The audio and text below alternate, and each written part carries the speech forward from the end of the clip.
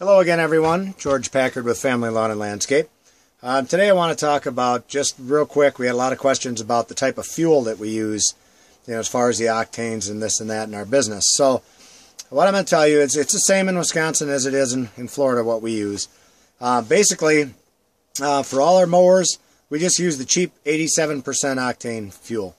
And the reason I do that is I believe we go through that fuel so fast that it's not like it's going to be sitting in your tank for a long period of time. So if you do have the ethanol type mixtures, which most of the fuels have in them today, you get into trouble when you have that stuff sitting around because it's a lot of water and stuff that sits in there, and it forms mold and a fungus and all that kind of stuff, which creates havoc on your carburetors and whatnot.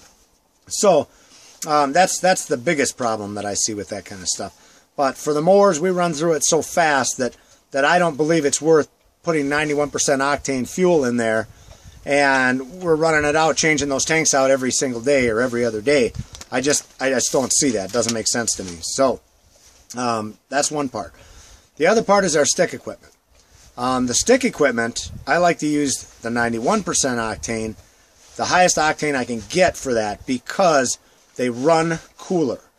Have you ever been running a trimmer where you get your, you rest it on your forearm and you're just riding along, and the thing actually burns you? As a matter of fact, that's actually what this is from right here.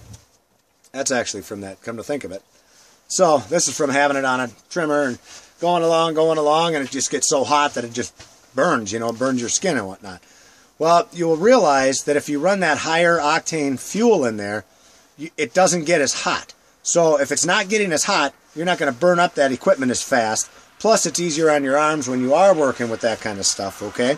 So that's what we do. The other thing that I can tell you that we do is if we're going to be storing our mowers, like in wintertime now, we store them up till next spring. So now we're focused on, okay, when I put those away, I make sure I drain the tanks on them. I run out the fuel that's in them so that I don't have them stored. I used to store them with just non-ethanol fuel in them, but I'm like, why do I do that? Why should I go buy that? I can just drain the tanks right now, let them run so the carburetors are all clean, everything's cleaned out of them. In the spring, I just fill the tanks back up, fire it back up. It works like $1,000,000. I don't have to put stable in the tanks, none of that kind of stuff. So that's what we do with fuel. I know a lot of people have called and inquired about that, so I just want to run it by you on how we do that.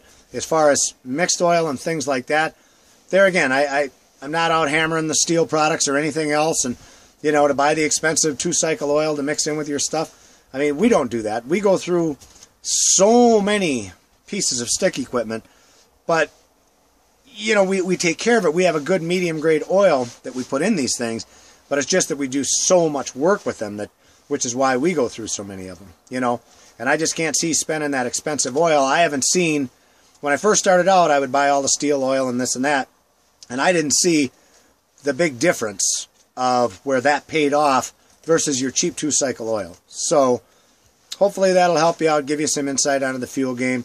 Don't forget to subscribe to our channel, and don't forget to like us down below and let us know how we're doing. If you have any thoughts, comments, questions, feel free to leave us a comment below. I try to get back to everybody as soon as I can. And thanks a lot, and we'll talk to you later.